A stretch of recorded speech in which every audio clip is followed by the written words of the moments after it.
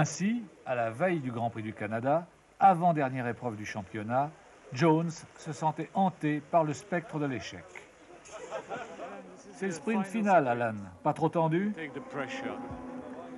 Bof, ça dépend des jours. Ça va, ça vient. Je me sens parfois un peu nerveux. Enfin, ça pourrait être pire. Alan Jones, on croyait le connaître. Un Australien bien tranquille, un brave type et un bon pilote solide, sinon surdoué. Et puis voilà qu'on découvrait quelqu'un d'inquiet, d'impulsif, plus vulnérable qu'on l'imaginait. Mais quelle est votre plus grande qualité? Je ne sais pas. Il me serait plus facile de vous dire quel est mon plus grand défaut. Ah ok, allez-y. Eh bien, j'ai un caractère instable. Je veux dire, j'ai des hauts et des bas. Vous voyez. Mais en règle générale, je m'efforce d'avoir de bonnes relations avec les autres. Au départ du Grand Prix du Canada, Jones et Piquet s'élancent de front. Mais le duel palpitant que l'on attend tourne court. Jones a serré et accroché son rival, ce qui entraîne un monstrueux carambolage dans lequel, par miracle, personne ne sera blessé. Alan était dans un mauvais jour. On repart. À gauche, Pironi s'est avancé avant le signal. Il sera pénalisé d'1 minute.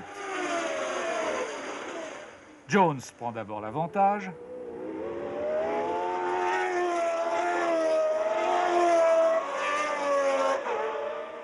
Mais Piquet lui ravit bientôt le commandement et, inexorablement, il va s'échapper.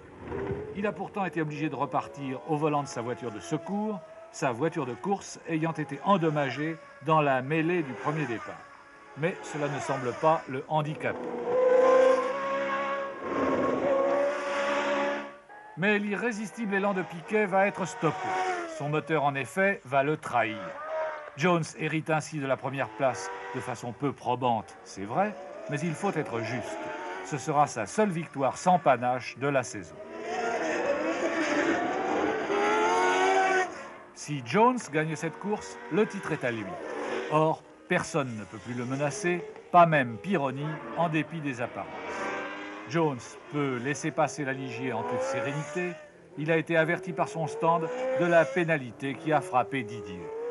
Dès lors, Alan n'a qu'à ménager sa monture pour rallier l'arrivée. Et il peut compter sur sa fiabilité, qui n'est pas la moindre de ses qualités. Ainsi, en 14 Grands Prix, Jones ne se classera pas moins de 10 fois dans les points et son coéquipier Reutemann 11 fois.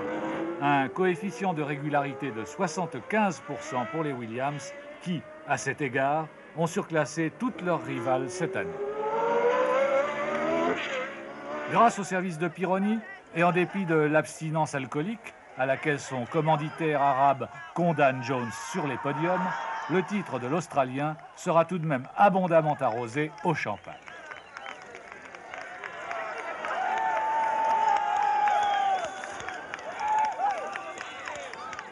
Dès lors, le dernier Grand Prix de la saison, disputé aux États-Unis à Watkins Glen, était dépourvu d'enjeu, sinon d'intérêt. Enfin décontracté, le néo-champion du monde pensait déjà à ses vacances bien gagnées. Est-ce que le fait d'être champion du monde ne vous a pas fait changer? Si tel était le cas, je ne le ferais pas exprès. Forcément, je me trouve soumis à une pression plus forte. Je veux dire, on me sollicite davantage. Et j'ai moins de temps à accorder à chacun. Alors, je le regrette, mais je suis moins disponible qu'avant, c'est vrai. Mais à part ça, je ne crois pas avoir pris la grosse tête, si c'est le sens de votre question. C'est en grande partie grâce à l'homogénéité remarquable de son équipe que Jones est devenu champion, il le sait. Et pourtant, est-ce que vous croyez qu'un pilote est forcément égoïste? Oui, je le crois.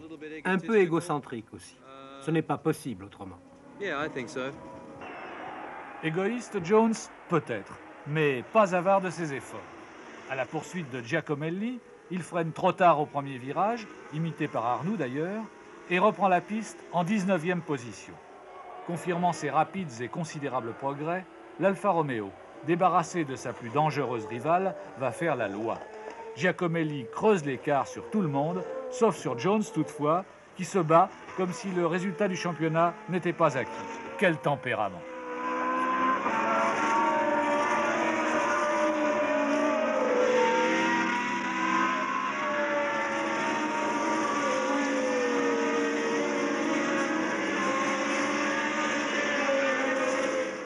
Mais le cavalier seul de l'Alfa Romeo sera stoppé à mi-distance par une défaillance du système électrique. Pendant ce temps, Jones s'est lancé dans une remontée pleine de panache. Piquet résiste à Reutemann et Pironi à De Angelis. Alan est encore loin. Mais il se rapproche à toute allure. Harcelé, Piquet va sortir. Voici Alan dans les roues de Pironi, qui ne pourra lui résister. De même, il ne fera qu'une bouchée de Reutemann. Pas de doute, sa confrontation avec le champion argentin, dont l'issue n'était pas évidente à l'orée de la saison, a largement tourné à l'avantage de Jones, même si Carlos peut faire valoir qu'il n'a pas toujours disposé d'un matériel rigoureusement égal à celui du numéro 1 désigné de l'écurie Williams.